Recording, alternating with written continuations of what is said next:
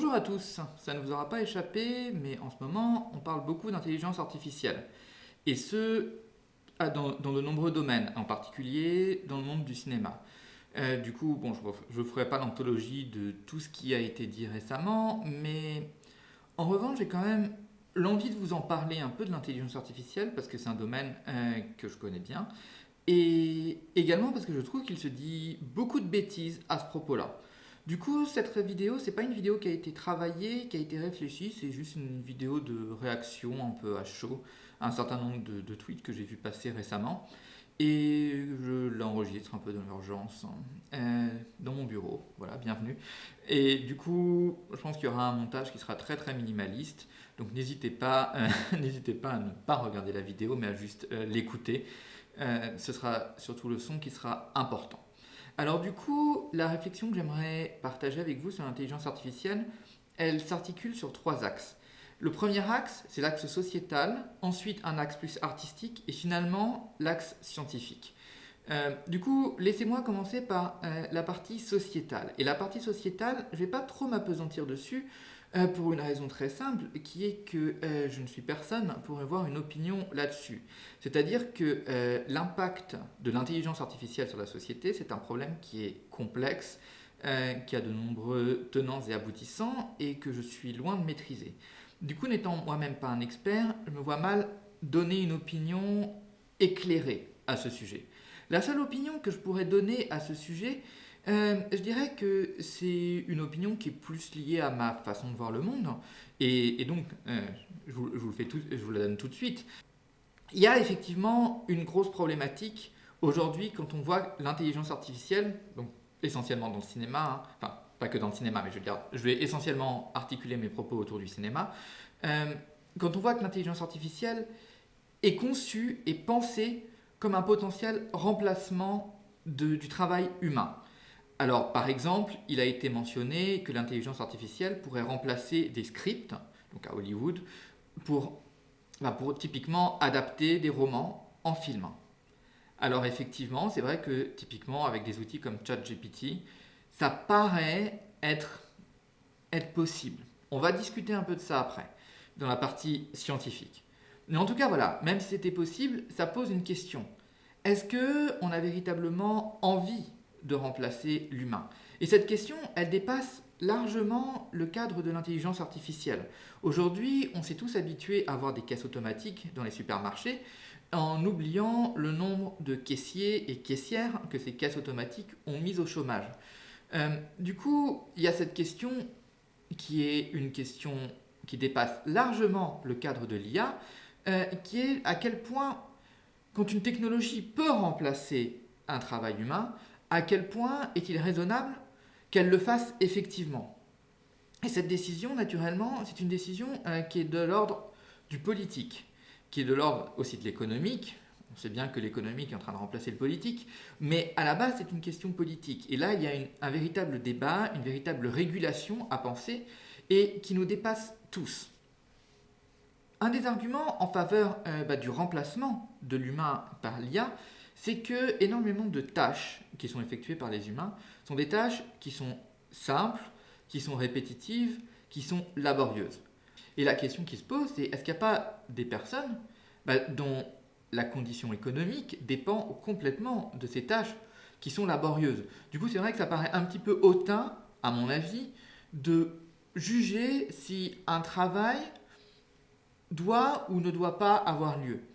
Donc voilà, c'est une question qui dépasse encore une fois complètement mes capacités d'analyse. Enfin, je suis capable d'avoir une analyse, d'avoir une réflexion, mais je ne pense pas que ma réflexion va aller beaucoup mieux que celle d'autres personnes. Et du coup, je vous invite à chercher d'autres sources pour ces questionnements-là. Maintenant, il y a les deux axes suivants de ma réflexion, qui sont l'axe artistique et l'axe scientifique, sur lesquels je pense avoir plus de choses à dire. Alors commençons par l'artistique. Alors, par rapport à l'axe artistique, c'est vrai que la question de l'irruption de l'IA dans la création, elle est de plus en plus présente. Et ceci en particulier dû à deux grosses révolutions. La première révolution, c'est dans la génération d'images. avec des IA comme DALL-E ou comme Midjourney, qui se sont énormément popularisés et qui sont maintenant complètement libres d'accès. Donc n'importe qui, sans aucune connaissance en informatique, peut, juste en se connectant à un site internet, écrire une requête et avoir une image qui est générée de cette façon. D'ailleurs, par exemple, moi-même, la miniature de ma chaîne, donc le petit raton laveur, a été générée par DALL-E. Et à côté de ça, la deuxième révolution, c'est la révolution de la génération de texte, avec en particulier un outil qui a fait énormément de bruit, qui est ChatGPT. ChatGPT, pour ceux qui ne l'auraient pas pratiqué, donc c'est un chatbot, c'est-à-dire un agent conversationnel. Donc on peut lui poser des questions, on peut lui parler et il donne des réponses. Et ChatGPT est vraiment impressionnant dans la qualité des réponses et des textes qu'il peut proposer. Donc forcément, énormément de personnes s'en sont emparées et ont vu des possibilités absolument infinies. Et c'est vrai que typiquement, pour l'avoir testé beaucoup moi-même, ChatGPT va être extrêmement bon pour synthétiser un livre, pour synthétiser un long texte en quelques phrases. Donc voilà, tout ça, ça peut être des utilisations qui peuvent être faites de ChatGPT. ChatGPT est également capable d'écrire des scénarios, en tout cas assez rudimentaires, mais de reformuler des textes déjà écrits. Donc voilà, tout un tas de capacités qui clairement nous invitent à nous interroger sur est-ce que ça pourrait pas être utilisé dans la création. Et alors, bon, forcément, il y a une grosse levée de bouclier par rapport à ça. Il y a une grosse levée de bouclier pour plusieurs raisons. Une des raisons, c'est que la création est attendue d'être de l'ordre de l'humain. C'est-à-dire que l'on n'a pas envie de déléguer la création de sa musique, de la création d'un texte à un agent qui n'aurait pas une intelligence humaine. Et ce, pour plusieurs raisons. Et l'une des raisons est une raison purement esthétique et liée aux limitations techniques actuelles de l'IA. C'est-à-dire que parce que ce que fait l'IA, en général, c'est pas terrible. Mais plus encore qu'un doute par rapport aux capacités d'une IA à créer du contenu intéressant, j'ai l'impression qu'il y a une certaine peur de voir un agent non humain créer des choses. Et cette peur, qu'elle soit légitime ou non, elle est présente. Et c'est vrai que cette peur, elle a des racines très profondes dans notre société et dans notre civilisation même. Et pourtant, j'ai envie quand même de poser la question de mais pourquoi ne pas voir simplement dans l'IA ce qu'elle est, à savoir un outil. Pas quelque chose qui est là pour nous remplacer, mais quelque chose qui est là pour nous suppléer, quelque chose qui est là pour nous aider dans nos tâches créatives. Et je pense qu'énormément d'artistes aiment découvrir de nouveaux outils, aiment découvrir de nouveaux matériaux, de nouvelles possibilités, tout comme le numérique a révolutionné la manière de dessiner, a révolutionné la manière de filmer également. L'IA va peut-être pouvoir révolutionner la manière de concevoir notre création artistique, que ce soit la rédaction de romans ou la conception de films. Peu importe, l'IA peut avoir son mot à dire, peut être utilisée par les artistes. Et ce n'est pas à nous, qui ne sommes pas créateurs, de juger de ce que les créateurs pourront en faire. C'est aux créateurs de s'approprier l'outil, d'en explorer les capacités. Et cette exploration, elle a déjà commencé. Et bien entendu, les premières explorations de l'outil, ça va être des explorations à tâtons. Et ça va donner des choses qui ne vont pas avoir véritablement d'intérêt artistique. Les premiers essais de création, ça va être tout simplement de demander à l'IA de créer quelque chose pour nous et de changer éventuellement quelques petites fautes, quelque chose comme ça. Mais ça va être du coup une approche très naïve. Tout comme, pour prendre une analogie, la découverte de la photographie ne fait pas accompagner des plus belles photographies de l'histoire. Il a fallu des décennies pour que les photographes s'approprient l'outil et en fassent quelque chose d'artistiquement viable. Je pense qu'il ne faut pas s'attendre à mieux par rapport à l'IA. Il va falloir des années au moins pour que l'on soit capable de proposer des œuvres d'art assistées par ordinateur, assistées par intelligence artificielle, qui aient un quelconque intérêt. Et d'ailleurs, récemment, le film qui a été primé au Nikon Film Festival est un film qui a été conçu par une intelligence artificielle, en tout cas partiellement conçu par une intelligence artificielle, et je vous invite vivement à le regarder, c'est vraiment très intéressant. Regardez et documentez-vous sur la manière dont il a été conçu, parce que ça peut vraiment donner des idées sur comment l'IA peut avoir un rôle à jouer dans la création cinématographique. Maintenant, le débat de savoir si l'IA est un outil meilleur qu'un autre me semble assez peu intéressant. Et d'ailleurs, finalement, l'utilisation d'intelligence artificielle dans le cinéma, dans l'art en général, c'est pas nouveau. Hein. C'est vraiment pas nouveau. Alors aujourd'hui, bien entendu, ça paraît popularisé via les outils que j'ai cités, DALL-E, Midjourney et ChatGPT. Mais pourtant, il y a énormément de fonctionnalités, de logiciels assez standards, toute la suite Adobe par exemple, donc avec Premiere pour le cinéma, ou After Effects pour les effets spéciaux, également Photoshop pour les photographies. Ces logiciels-là sont énormément basés, et depuis longtemps, sur des outils d'intelligence artificielle. Et ces outils-là, aujourd'hui, nous semblent tout à fait raisonnables à être utilisés. Quand on supprime une zone de l'image pour la remplacer par son contexte, par une texture de contexte, par exemple, ce sont des outils qui se basent sur de l'intelligence artificielle. Alors, de l'intelligence artificielle développée il y a 15 ans, il y a 20 ans, donc plutôt ancienne école, mais malgré tout, ça reste de l'intelligence artificielle. Et ça existe depuis longtemps, et personne n'a rien à redire. Pire, quand vous utilisez Word, et que Word vous corrige vos fautes d'orthographe ou vos erreurs grammaticales, derrière ça, il y a une certaine forme d'intelligence artificielle, en particulier pour les erreurs grammaticales. Les fautes d'orthographe, il a le mot dans une base de données ou il n'a pas le mot dans une base de données. Donc ça, c'est simple. Mais en revanche, par rapport à la correction de la grammaire, là, c'est de l'intelligence artificielle. Et personne n'osera dire que utiliser un correcteur orthographique basé sur de l'intelligence artificielle, ça réduit la pertinence du roman qui est écrit. Peu importe la façon dont l'écrivain s'est aidé, du moment qu'il n'a bien sûr pas plagié, ça c'est un autre problème, mais on y reviendra, du moment où l'écrivain n'a pas plagié, peu importe qu'il ait utilisé des outils pour l'aider finalement. Ensuite, je disais qu'on y reviendrait, alors faisons-le tout de suite. L'intelligence artificielle, c'est vrai que l'une des critiques que l'on peut formuler à son égard, c'est qu'elle est énormément basée sur son passé, sur ce qu'elle a vu. Du coup, est-ce que ce qu'elle nous propose, c'est vraiment un texte original, ou un texte ou une image, est-ce que c'est une œuvre originale, ou est-ce que c'est quelque chose de complètement, volé en fait, subtilisé à quelqu'un qui avait déjà produit cela dans le passé. Alors, cette question, elle est complexe. En pratique, non.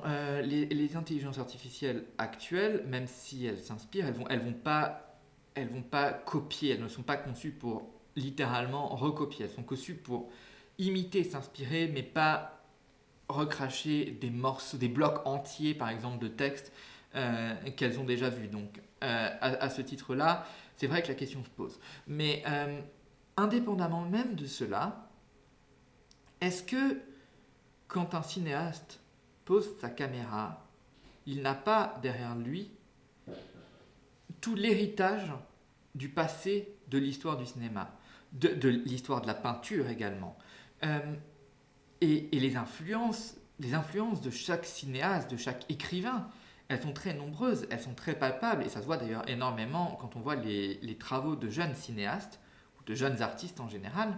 Ce sont des travaux qui sont très référencés, dans lesquels il est énormément fait référence, il est énormément fait hommage à des grands maîtres que ces jeunes artistes admirent, et dont ils aimeraient s'inspirer pour développer leur propre style. Alors quelle est la différence finalement entre... pour prendre même un exemple extrême, entre un Quentin Tarantino qui truffe ses films de références à ce qui a déjà été fait dans le passé, et une intelligence artificielle qui pourra s'inspirer également de faits passés. Est-ce que cette différence, elle est de l'ordre du conscient ? C'est-à-dire que Quentin Tarantino a conscience de mettre des citations ? Oui, dans une certaine mesure. Mais non dans une autre mesure. Car finalement, l'inspiration, et toute personne qui a créé, c'est exactement de quoi je veux parler, l'inspiration, c'est pas quelque chose qui est totalement conscient. C'est-à-dire qu'il y a énormément de processus créatifs dans lesquels, a posteriori, on dit à l'artiste: ah, c'est amusant, est-ce que tu avais telle référence en tête quand tu as conçu cette scène, quand tu as conçu ce roman? Et l'artiste conçoit qu'effectivement, a posteriori, maintenant que ça lui est dit, oui, effectivement, il y a un lien qui est très fort. Il y a clairement une influence qui a été de l'ordre de l'inconscient. Mais c'était de l'ordre de l'inconscient. Ce n'était pas quelque chose que l'artiste a voulu faire. Et je pense que la réutilisation d'anciens matériels que propose l'IA aujourd'hui a beaucoup plus trait à cet aspect-là, cet aspect de réutilisation inconsciente d'anciens matériels que véritablement de plagiat ou de copie consciente. Donc voilà, c'était quelques idées par rapport à comment je vois les possibilités artistiques de l'IA, sachant que mon idée principale, c'est que l'IA, encore une fois, est un outil, et que cet outil, c'est aux artistes de se l'approprier, et qu'il ne faut pas en avoir peur. Il ne faut pas en avoir peur parce que toute révolution technique nous semble apporter son lot de dangers. Et que par le passé, si l'on regarde, énormément de découvertes technologiques qui aujourd'hui sont complètement admises dans notre quotidien, je pense par exemple au train, tout cela a été énormément critiqué. Et d'ailleurs, le cinéma lui-même, à ses débuts, a été énormément critiqué, car potentiellement dangereux pour la santé, pour les yeux. Aujourd'hui, je pense que cet argument a été très largement rejeté. Donc, je ne suis pas le genre de personne qui incite à une croyance aveugle en le progrès technique. Je pense qu'il faut toujours garder une certaine méfiance et toujours penser qu'une avancée technique, une avancée scientifique n'est pas forcément une avancée humaine. Mais malgré tout, je pense qu'il est important de ne pas juger trop vite, de ne pas rejeter quelque chose trop vite, juste parce que cette nouveauté peut paraître effrayante. Il vaut mieux dompter cette nouveauté, comprendre comment elle fonctionne et voir quelles sont ses possibilités. Et peut-être qu'à terme, on s'apercevra que non, l'intelligence artificielle n'a aucun intérêt pour l'art. Ce n'est pas mon avis. Je pense que l'intelligence artificielle est véritablement la porte ouverte vers un nouveau pan de la créativité. Mais ça reste mon opinion personnelle et je comprends les opinions qui sont contre.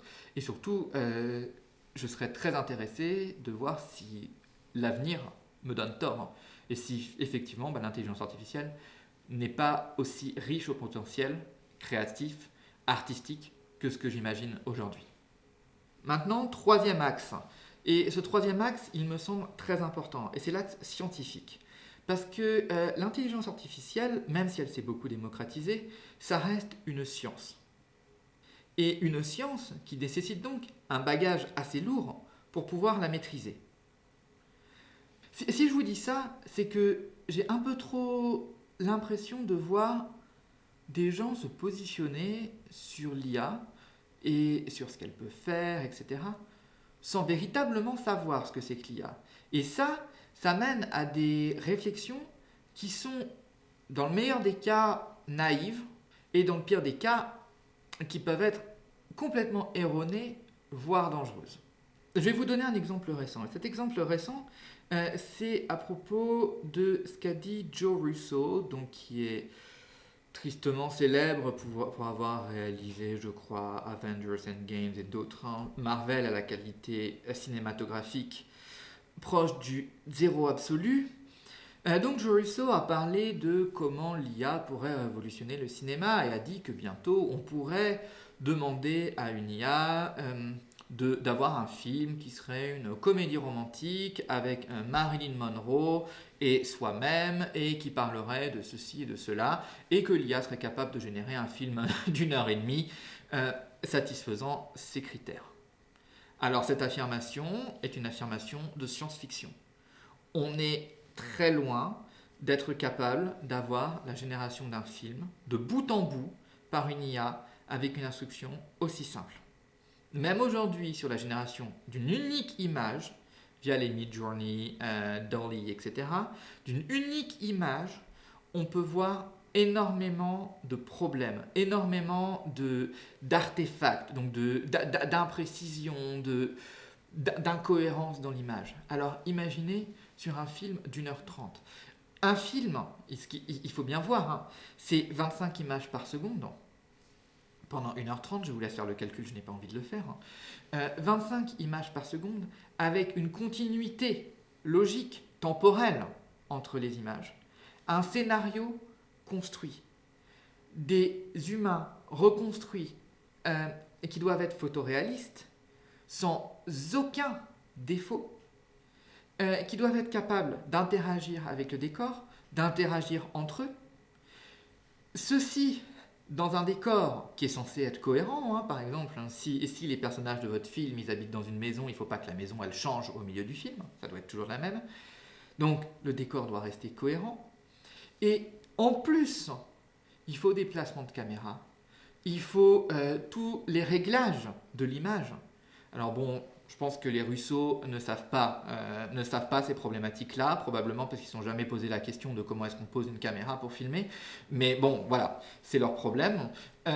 Mais quand on fait un véritable film, et non pas Avengers Endgame, on sait qu'il faut réfléchir à toutes ces questions de lumière, de caméra, etc. Et ça, c'est quelque chose qu'une IA ne sera pas capable de gérer sur le long terme, sur 1h30. En tout cas, pas dans l'état actuel de l'intelligence artificielle. Et quand je parle de l'état actuel, je pense ne pas m'avancer beaucoup en disant que ce ne sera pas le cas avant au moins 5 ans.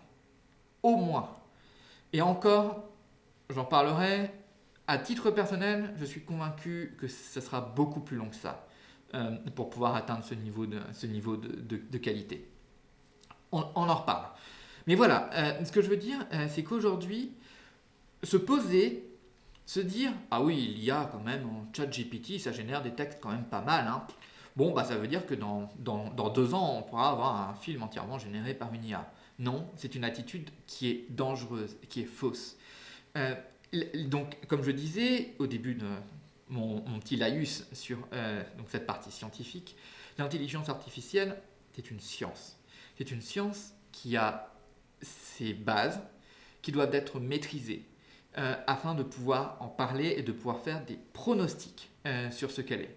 À ce propos-ci, vous pourriez demander, mais toi, qui es-tu pour nous parler d'intelligence artificielle ? Effectivement, la question est légitime et si je vous en parle, c'est que je travaille moi-même dans le domaine de l'intelligence artificielle. Donc je connais quand même relativement bien. Mais là encore, j'aimerais ouvrir une parenthèse, et désolé, la vidéo va dans tous les sens, il n'y a pas de script. Mais cette parenthèse, c'est que l'IA, si de l'extérieur, elle donne l'impression d'être un bloc unique, ce n'est pas le cas. En vrai, l'intelligence artificielle, c'est une communauté extrêmement vaste, c'est un domaine scientifique extrêmement vaste, qui est rempli de sous-domaines qui n'ont littéralement rien à voir entre eux. Au point où, si vous promenez par exemple là dans les bureaux autour de moi, donc avec que des gens qui font de l'IA, d'un bureau à l'autre, je pense que les gens ont quasiment aucune compréhension de ce que fait la personne à côté d'eux. J'exagère peut-être un peu, mais c'est quasiment ça. Dans une conférence d'intelligence artificielle, il va y avoir 20 salles en parallèle avec des discussions scientifiques qui se font en parallèle. Les personnes d'une salle, si elles vont dans la salle d'à côté, elles ne comprennent pas un traître mot de ce qui se passe. Et j'exagère à peine en disant ça. Il y a des disciplines d'IA que je ne comprends absolument pas. Donc voilà, ce que je veux dire par là, c'est que même quand on dit oui, moi je travaille dans l'IA, on reste dans des domaines qui ne sont pas exactement forcément ceux dont il est question. Par exemple, moi-même, je ne suis pas un expert des IA génératives. C'est pour ça que mes pronostics sur ce qu'on pourra faire dans 5 ans, je les prends avec énormément de pincettes. Alors, trêve des généralités, et maintenant, je vais essayer de vous donner un peu mon avis sur pourquoi, sur quelles sont les limitations que peuvent avoir l'IA, et pourquoi, par exemple, craindre qu'un film complet soit conçu par une IA ou qu'un scénario soit conçu par une IA, c'est quelque chose qui me semble assez peu réaliste. Et ensuite, je vous dirais quelle est, à mon avis, l'alternative la plus intéressante. Pourquoi aujourd'hui je ne crois pas en le fait qu'un film entier puisse être conçu par une IA? Donc je vous ai donné cet exemple précédemment. Alors ce qui manque dans toutes les IA actuelles, que ce soit les DALL-E, ChatGPT et autres, je dirais que c'est deux grosses lacunes. La première, c'est que ces IA ne comprennent pas les structures. Et la seconde, c'est que ces IA ne savent pas raisonner. Alors qu'est-ce que je veux dire par rapport aux structures? Ce que je veux dire, c'est qu'une tâche qui est excessivement facile pour un humain, mais excessivement difficile pour tout générateur d'images, c'est de générer typiquement du texte. Ce que je veux dire par là, c'est donner à DALL-E en instruction de générer un carré noir avec écrit en blanc Help. L'IA sera incapable de générer ce texte. Pourquoi elle ne sera pas capable? Parce qu'elle ne comprendra pas en fait que le texte, donc Help, les 4 lettres, forment en fait un tout cohérent et que chacun des éléments, typiquement le H, il a une forme très spécifique dont on ne peut pas dévier. Si on dévie de cette forme, on change la signification et que l'agencement des lettres entre elles a également une signification. Help n'a de sens que parce que les 4 lettres sont dans cet ordre-ci. L'IA, elle, qu'est-ce qu'elle voit? L'IA, elle va se baser sur un certain nombre d'images qu'elle a vues, donc un certain grand nombre d'images qu'elle a vues, et elle a vu énormément de fois Help écrit quelque part. Mais dans aucun des cas, l'IA n'aura compris que en fait, finalement, ce sont ces 4 lettres exactement dans cet ordre-ci, avec cette graphie-ci, qui ont le sens de Help. Que si on enlève une lettre, ou si on change l'ordre des lettres, ou si on déforme les lettres, ça n'a plus aucun sens. Et donc ça, c'est typiquement ce que je veux dire par une tâche qui est difficile aujourd'hui. Une autre tâche liée à la structure et aux relations entre les structures, ça va être par exemple les notions d'intérieur et d'extérieur. Ça reste, à ma connaissance, toujours très difficile pour une IA générative, typiquement de créer une image de, je sais pas, un objet dans un autre objet, un objet sur un autre objet qui est à la droite d'un troisième, etc., avec des descriptions assez compliquées. Sur des descriptions sommaires, je crois que ça marche, mais sur des descriptions un peu plus complexes, ça peut ne pas marcher.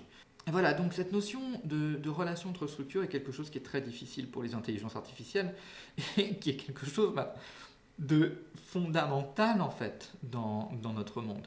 Et que si on veut filmer quoi que ce soit, il faut comprendre, il faut que ces relations aient un sens. Et d'ailleurs, on voit beaucoup de films générés par des IA qui ont très peu de sens, où on voit par exemple des personnages avec des mains n'importe où, parce que l'IA ne comprend pas. Elle comprend que oui, globalement, il doit y avoir un objet qui a globalement cette forme-ci, qui va correspondre à une main, qui va être globalement à cet endroit-là. Nous, notre cerveau, il est conçu pour voir des structures, donc forcément, quand on voit quelque chose qui ressemble à une main, on se dit « Ah tiens, c'est une main ». L'IA n'a jamais pensé qu'elle crée une main. Il faut bien le savoir. Hein. L'IA ne comprend pas qu'elle est en train de créer une main quand elle crée une main. Elle comprend qu'elle est en train de créer un bloc de pixels qui a une forme qui ressemble à peu près à d'autres formes qu'elle a vues dans le passé quand on lui parlait de main. Mais elle ne comprend pas que ça, c'est une main. Voilà, et du coup, oui, nous on fait ce travail d'interpréter que c'est une main, mais on voit bien que l'IA l'a placée n'importe comment, qu'elle n'a pas compris qu'une main, c'est au bout d'un bras, qui est lui-même fixé à une épaule, etc. Donc voilà, c'est ça que je veux dire par les relations entre structures. Ensuite, la question du raisonnement est très, très importante. Et d'ailleurs, ça a un certain lien avec cette question de relation entre structures. Je vous parlais de difficulté à dire, voilà, à générer par exemple des choses avec des relations typiquement à l'intérieur, à l'extérieur, etc. Maintenant, si je demande à une IA de me générer une vache enfermé dans une boîte opaque noire, l'IA a quand même tendance à vouloir me montrer la vache. Hein. Alors que si on demande, c'est typiquement le début du Petit Prince. Si on nous demande de dessiner un mouton, il suffit de dessiner une boîte et de dire il y a un mouton à l'intérieur.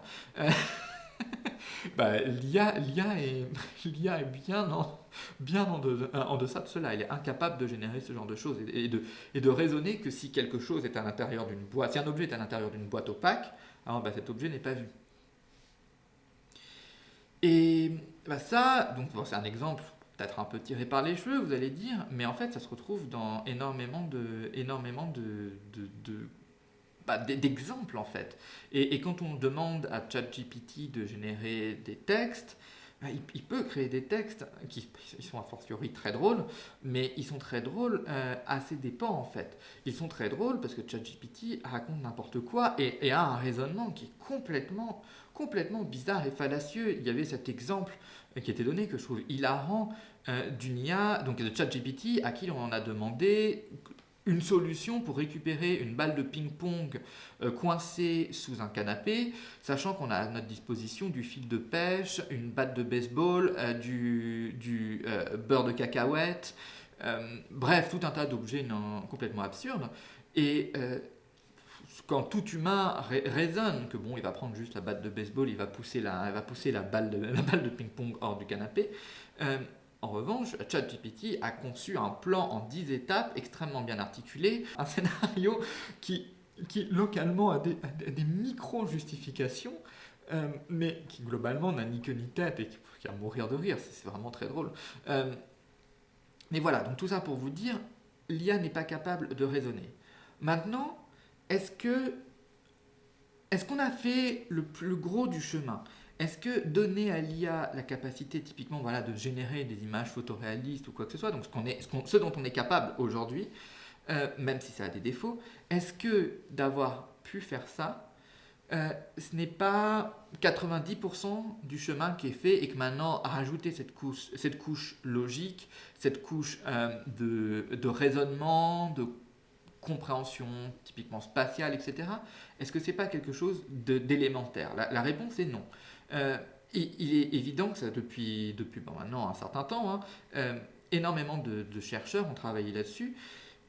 Ces questions de raisonnement, c'est vraiment les racines de l'IA. L'IA est née quasiment avec une réflexion autour du raisonnement et de comment imiter le raisonnement. Donc c'est vraiment de l'IA très ancienne qui travaille sur ces questions de raisonnement. Tandis que l'IA très moderne, qui a donné ChatGPT et compagnie, qui est basée sur ce qu'on appelle des réseaux de neurones profonds, et je vous invite à aller voir d'autres vidéos si vous avez envie de vous former là-dessus, typiquement les vidéos de Sciences Étonnantes qui sont très très bonnes au sujet de l'IA.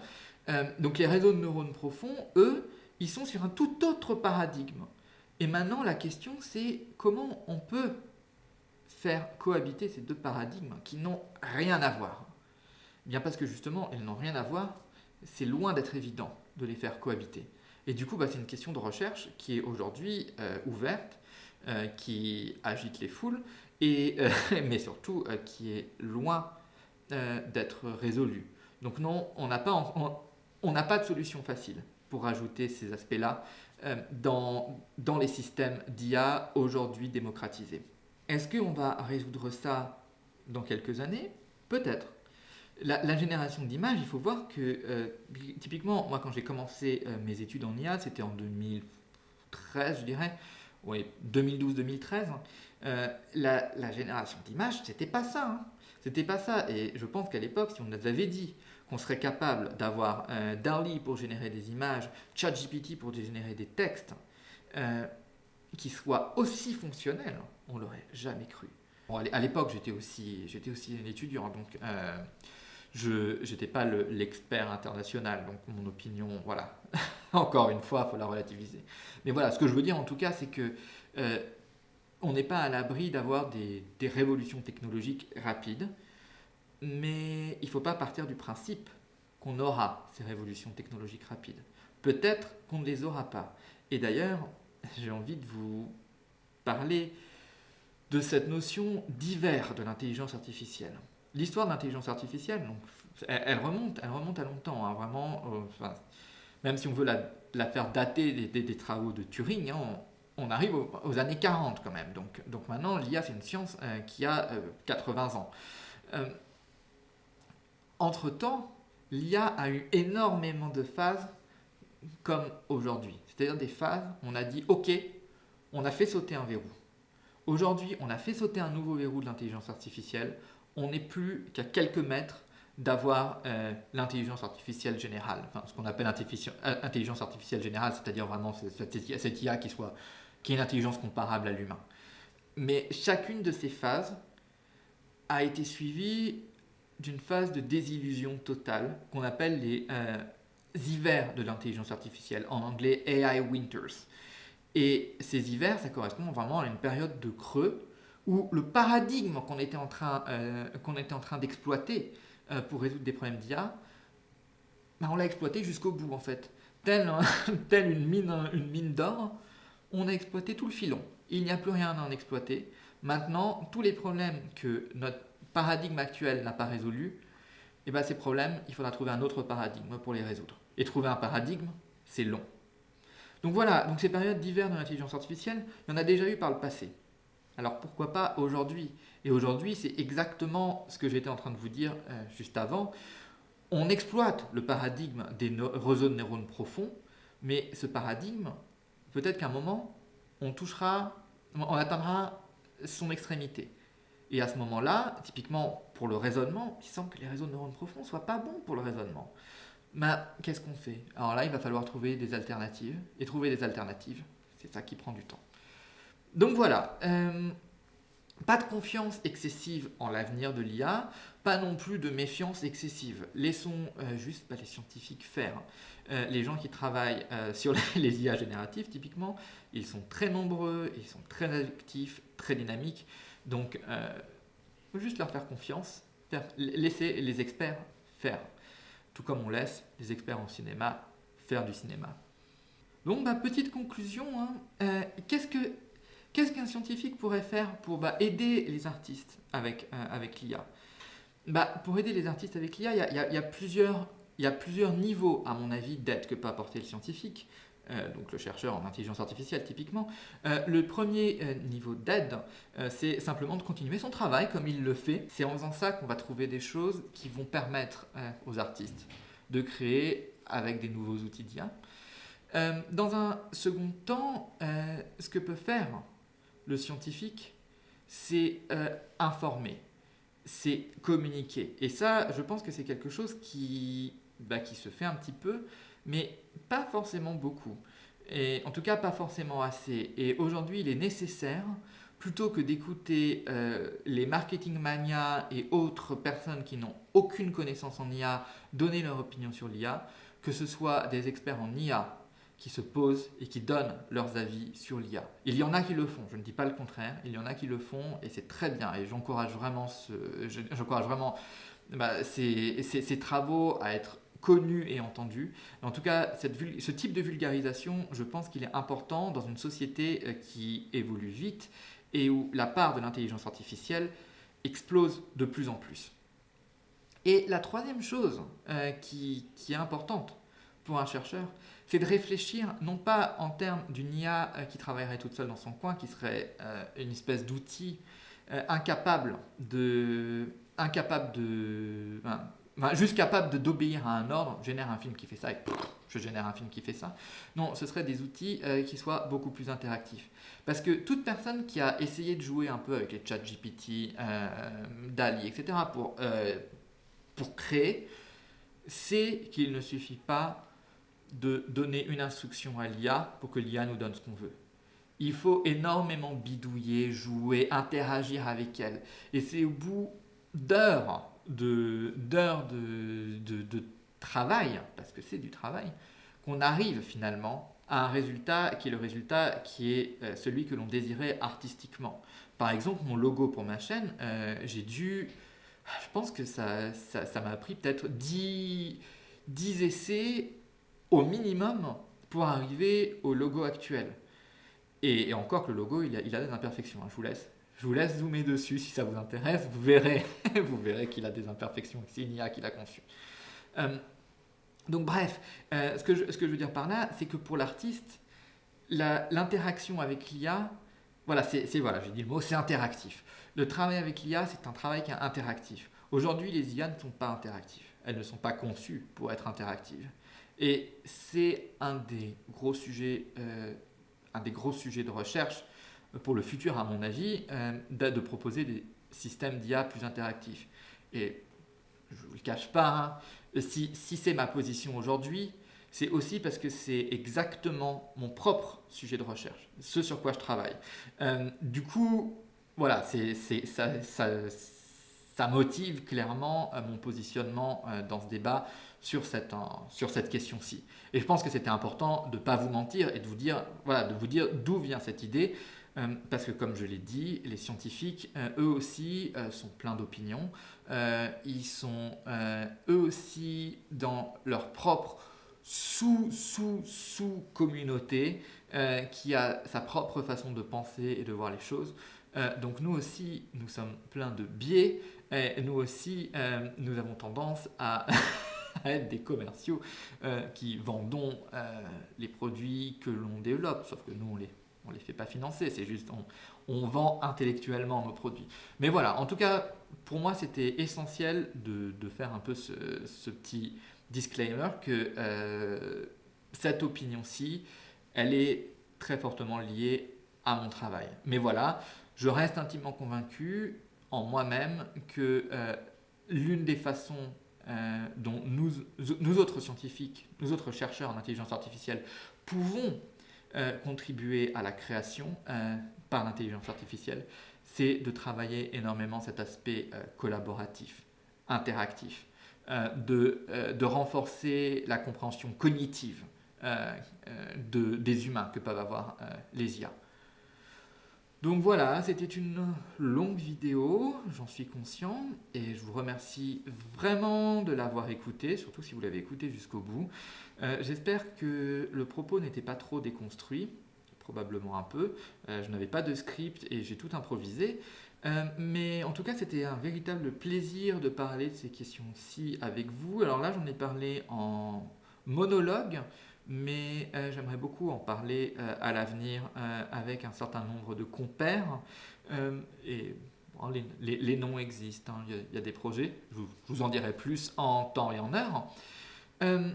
Mais donc, voilà tout. C'est une vidéo que je pense assez importante dans le débat actuel. Du coup, c'est quelque chose que je ne demande jamais d'habitude, mais n'hésitez pas à partager la vidéo autour de vous, à faire un petit peu connaître ces idées, parce que je pense que c'est quelque chose de très important. Voilà tout pour aujourd'hui, je vous remercie vraiment. Pour ceux qui ne suivent pas ma chaîne, je présente, non pas régulièrement malheureusement, pas assez régulièrement, mais j'essaye de présenter régulièrement différents films, surtout des films pas très connus, parce que pour les films connus, il y a plein d'autres personnes qui le font. Donc si vous avez envie de découvrir des petites pépites, hein, n'hésitez pas à me suivre. Et également, je suis assez actif sur Twitter, donc n'hésitez pas non plus à me suivre sur Twitter. Et pour ceux qui sont déjà abonnés et connaissent mon travail, il y a une vidéo qui a été tournée il y a bientôt un mois et qui est en cours de montage depuis, par intermittence. C'est pour ça que ça avance pas assez vite. Ce sera une très grosse vidéo sur un film très connu. J'aurais voulu qu'elle soit en ligne il y a au moins 2 semaines, mais bon, voilà, c'est la vie. Voilà, donc je vous dis à très bientôt. Merci énormément d'avoir écouté cette vidéo et n'hésitez pas à interagir avec moi, soit en commentaire, soit par Twitter, pour discuter un petit peu de toutes ces questions-ci. Voilà, je vous souhaite une bonne fin de journée, une bonne journée tout court. Je vous souhaite une belle semaine riche en découvertes cinématographiques et je vous dis à bientôt.